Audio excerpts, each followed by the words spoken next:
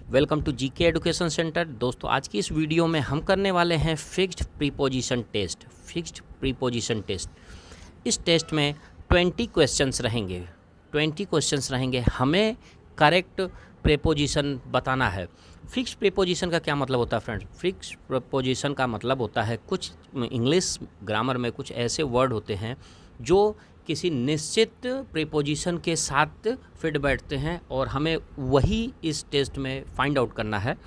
तो बिना समय गवाए शुरू करते हैं। देखिए पहला क्वेश्चन क्या कह रहा है। देखिए पहला क्वेश्चन कह रहा है कॉन्ट्रैरी, फिर यहाँ पर खाली स्थान दिया है popular belief the early bird does not always catch the warm.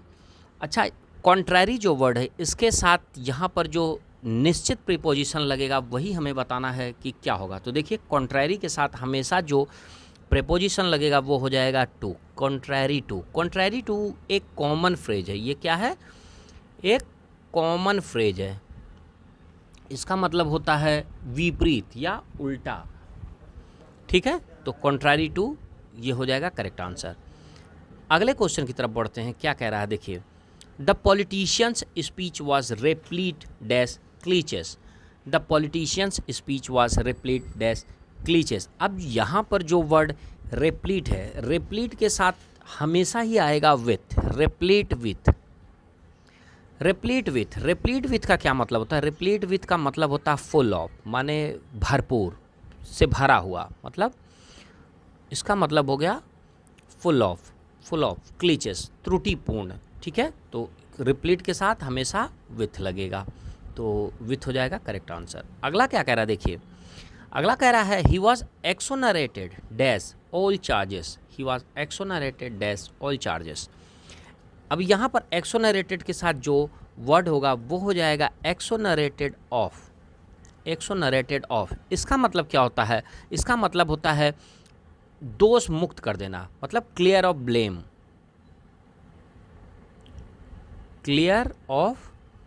Blame all charges, सभी तरह के दोष से मुक्त कर देना। एक्सोनरेटेड ऑफ, तो यहाँ पर एक्सोनरेटेड के साथ ऑफ लगेगा। अगला क्वेश्चन क्या कह रहा है देखिए, अगला क्वेश्चन कह रहा है the company is in dire need dash qualified personnel. The company is in dire need. अच्छा देखिए, कंपनी को क्या है, जो क्वालिफाइड मतलब योग्य लोगों की अति आवश्यकता है, तो इन डायर नीड के साथ क्या हो जाएगा? ऑफ हो जाएगा। इन डायर नीड ऑफ का मतलब होता है किसी भी चीज़ का रिक्वायरमेंट। डायर नीड ऑफ मतलब रिक्वायरमेंट। ठीक है, तो याद रखेंगे हम डायर नीड ऑफ लगेगा इसके बाद। अगला क्या कह रहा है देखिए, अगला कह रहा है with regard dash your application we regret to inform you. इस तरह के अगर वाक्य कहीं दिखते हैं तो हम जो विथ रिगार्ड के साथ क्या लगाएंगे? विथ रिगार्ड के साथ हमेशा टू लगता है। Regard to, in regard to, with regard to. अच्छा, विथ रिगार्ड टू क्या है? यह फॉर्मल फ्रेज समझ लीजिए, मतलब कोई भी टॉपिक किसी भी संदर्भ के जब शुरुआत करते हैं तो हम लगाते हैं रिगार्ड टू। ठीक है, मतलब एक तरह का ये समझिए किसी इंट्रोड्यूस करना किसी भी टॉपिक को, इंट्रोड्यूस अ टॉपिक, किसी भी संदर्भ को जब शुरुआत करते हैं तो वो लगाते हैं, तो हम याद रखेंगे रिगार्ड के बाद हमेशा टू लगेगा। ठीक है, अगला क्या है? अगला कह रहा है she is adept dash solving complex puzzle. वह क्या है? कम्प्लेक्स माने जो कठिन या बहुत ही उलझा हुआ पजल्स है उसको सॉल्व करने में क्या है? दक्ष है। तो इसमें क्या यूज़ होगा? इसमें यूज़ होगा अडेप्ट एट का मतलब क्या होता है? स्किल्ड इन, मतलब दक्ष, किसी भी चीज़ को करने में निपुण। स्किल्ड एट समथिंग, तो ये हो जाएगा एडेप्ट के बाद एड। अगला क्या कह रहा है देखिए, अगला कह रहा है the project is contingent dash the approval of the board. The project is contingent dash the approval of the board. अब कंटिंजेंट के बाद क्या लगेगा देखिए, कंटिंजेंट के बाद अपॉन लगता है। कंटिंजेंट अपॉन, इसका क्या मतलब होता है? इसका मतलब होता है निर्भर करना या डिपेंड करना, डिपेंडेंट ऑन, किसी भी चीज़ के लिए किसी के ऊपर आश्रित रहना, निर्भर कहना। The project is contingent upon the approval of the board, मतलब जो बोर्ड है उसके अप्रूवल के लिए यह प्रोजेक्ट निर्भर कर रहा है।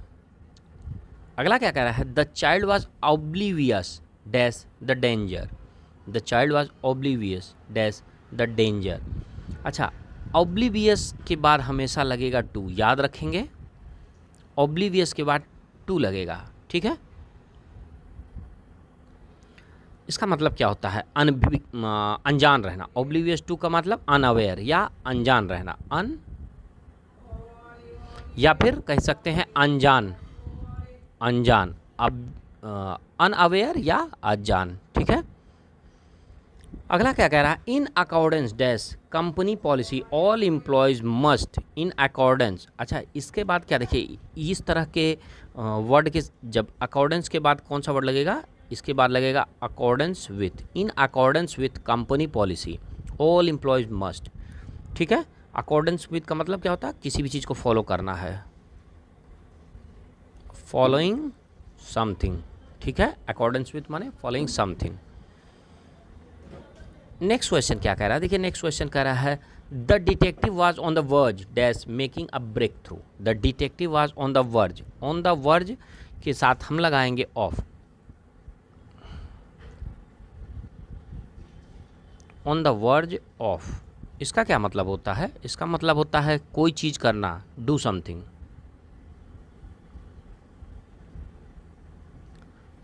मेकिंग अ ब्रेक थ्रू मतलब किसी भी तरह का उसमें जांच पड़ताल को आगे बढ़ाने में कुछ करना चाहता था, ठीक है।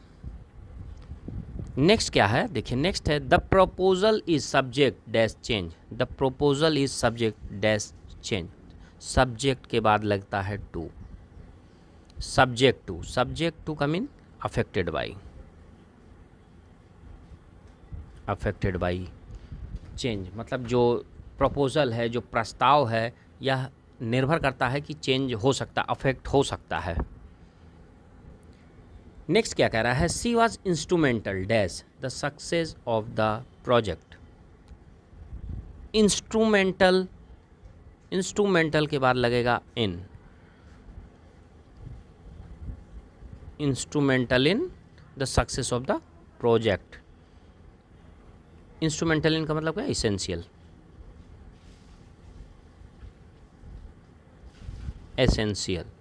She was instrumental in success of the project. जो प्रोजेक्ट चल रहा था उसमें उसका रहना बहुत ही अनिवार्य था, तो ये हो जाएगा इंस्ट्रूमेंटल इन माने एसेंशियल।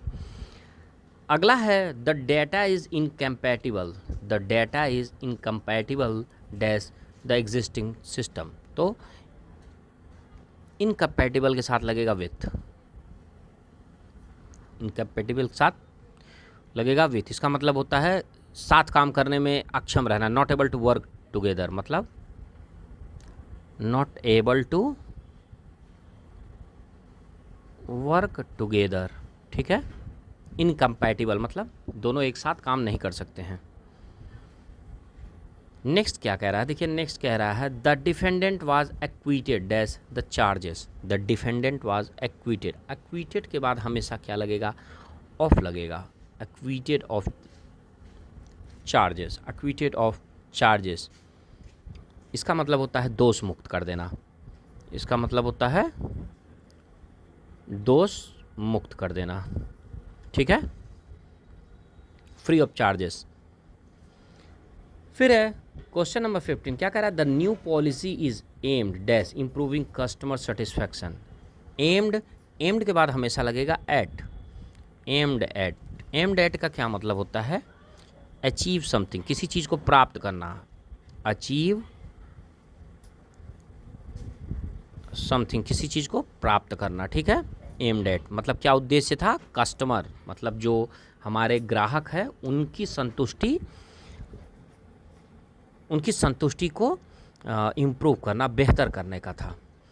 फिर है अगला क्वेश्चन देखिए the report is rife dash error, the report is rife dash error. अच्छा, राइफ के साथ क्या लगेगा? राइफ के साथ लगेगा with, rife with errors, rife with errors मतलब full of error, rife with माने फुल ऑफ एरर्स, ठीक है। अगला क्वेश्चन क्या कह रहा है? अगला क्वेश्चन कह रहा है she is proficient dash several languages, वह कई भाषाओं में क्या है? निपुण है। तो प्रोफिशिएंट इन, अगर वो यहाँ पर इंग्लिश रहता तो भी हम कहते हैं सी इज़ प्रोफिशिएंट इन इंग्लिश। तो प्रोफिशिएंट इन का मतलब होता है स्किल्ड इन, इसका मतलब हो गया इन, ठीक है। नेक्स्ट क्वेश्चन क्या कह रहा है? नेक्स्ट क्वेश्चन कह रहा है the company is poised dash expand into new market, the company is poised dash expand into new markets. यहाँ पर देखिए पोइज्ड के साथ क्या लगेगा? पोइज्ड के साथ लगेगा टू, पोइज्ड टू का मतलब होता है ready to do something, ready to do मतलब poised to, the company is poised to मतलब कंपनी तैयार है किस चीज़ में? बढ़त करने में, नए मार्केट, नए अवसर तलाशने के क्षेत्र में रेडी है। अगला क्वेश्चन क्या कह रहा है? अगला क्वेश्चन कह रहा है देखिए the evidence is circumstantial not conclusive dash guilt, the evidence is circumstantial. अच्छा, यहाँ पर जो प्रीपोजिशन लगेगा वो होगा of, not conclusive of guilt. इसका मतलब होता है कंक्लूसिव ऑफ मतलब something without doubt, prove something without doubt, बिना किसी संदेह के प्रूव करना, तो ये हो जाएगा कंक्लूसिव ऑफ। लास्ट क्वेश्चन क्या कह रहा है? देखिए लास्ट क्वेश्चन कह रहा है the meeting was adjourn dash a later date, adjourn के साथ क्या लगेगा? एडजर्न के साथ लगेगा अनटिल। इसका क्या मतलब होता है? इसका मतलब होता है कि कोई भी मीटिंग या कोई भी चीज़ अगली तारीख के लिए पोस्टपोन कर देना, मतलब होता है स्पेसिफाइज अ लेटर टाइम, मतलब भविष्य के लिए किसी तारीख में उसको पोस्टपोन कर देना। तो दोस्तों आज की टेस्ट में इतना ही, अगली वीडियो में मिलते हैं एक अलग टॉपिक के साथ। तब तक आप पढ़ते रहिए, बढ़ते रहिए।